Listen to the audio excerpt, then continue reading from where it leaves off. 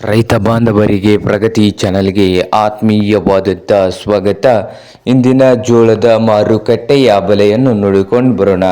ಇನ್ನು ಯಾರು ಹೊಸದಾಗಿ ನಮ್ಮ ಯೂಟ್ಯೂಬ್ ಚಾನಲ್ ನೋಡ್ತಾ ಇದ್ದರೆ ತಪ್ಪದೇ ಸಬ್ಸ್ಕ್ರೈಬ್ ಆಗಿ. ನಾವು ಪ್ರತಿದಿನ ಮಾರುಕಟ್ಟೆಗಳ ಬೆಲೆಗಳ ಅಪ್ಡೇಟ್ಗಳನ್ನು ನೀಡ್ತಾ ಇರ್ತವೆ. ಚಾನಲನ್ನು ಈಗಲೇ ತಪ್ಪದೇ ಸಬ್ಸ್ಕ್ರೈಬ್ ಆಗಿ.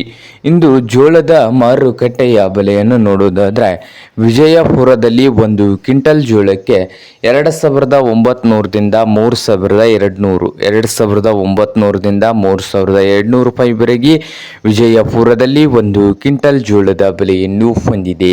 ಹಾಗೆ ಹುಬ್ಬಳ್ಳಿಯಲ್ಲಿ ನೋಡೋದಾದರೆ ಒಂದು ಕ್ವಿಂಟಲ್ಗೆ ಹುಬ್ಬಳ್ಳಿಯಲ್ಲಿ 2,000ದಿಂದ 4,000, 2,000ದಿಂದ 4,000 ರೂಪಾಯಿವರೆಗೆ ಹುಬ್ಬಳ್ಳಿಯಲ್ಲಿ ಒಂದು ಕ್ವಿಂಟಲ್ ಜೋಳದ ಬೆಲೆಯನ್ನು ಹೊಂದಿದೆ. ಹಾಗೆ ರಾಯಚೂರದಲ್ಲಿ ನೋಡೋದಾದರೆ 3,000ದಿಂದ 4,200, 3,000ದಿಂದ 4,200 ರೂಪಾಯಿವರೆಗೆ ರಾಯಚೂರದಲ್ಲಿ ಒಂದು ಕ್ವಿಂಟಲ್ ಜೋಳದ ಬೆಲೆಯನ್ನು ಹೊಂದಿದೆ.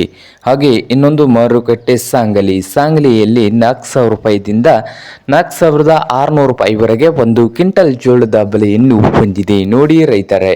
ಹಾಗೆ ಇನ್ನೊಂದು ಮಾರುಕಟ್ಟೆ ಆದಂಥ ಗಂಗಾವತಿಯಲ್ಲಿ 3,000ದಿಂದ 3,700 ರೂಪಾಯಿವರೆಗೆ ಒಂದು ಕ್ವಿಂಟಲ್ ಜೋಳದ ಬೆಲೆಯನ್ನು ಹೊಂದಿದೆ.